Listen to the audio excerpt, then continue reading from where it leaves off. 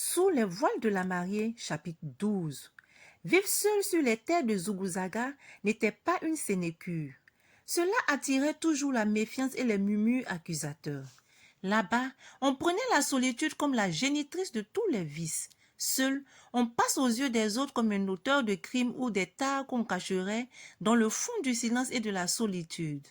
Autour de lui, que de murmures et de ragots fusaient. Sa solitude gênait ses nouveaux voisins, mais surtout, sa vie casanière. Il n'avait jamais salué un cohabitant. Chacun, bien curieux et suspect, désirait savoir sur quoi serait bâtie sa solitude et sa richesse. Toutes ces choses, Jean-Jacques en avait marre et trouva inutile de croire que le voisin mal éduqué était le premier parrain. On disait partout que c'est toujours le voisin qui, d'abord en cas de danger, intervenait, vous débarrassait du mal, vous sauvait du pire. Monsieur Gosier en avait bien conscience, mais, enivré par les turpitudes de Kirala, il avait perdu la bienséance et le bon sens. Personne ne sachant par quoi le cueillir, comment l'avoir, on avait fait courir à sa société des rumeurs sur sa solitude. Dans le quartier, on le traitait même de vicieux.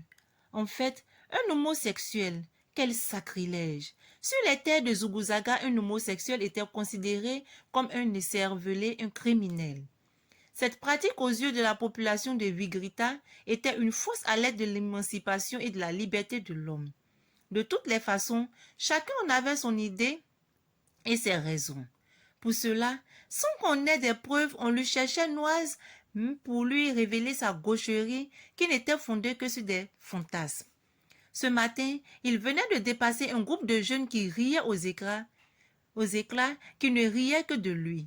Ces femmes en quête de mari qui n'avaient pas salué, qui le regardaient de dos, pourtant le désiraient, le lorgnaient, le traitaient d'impuissant.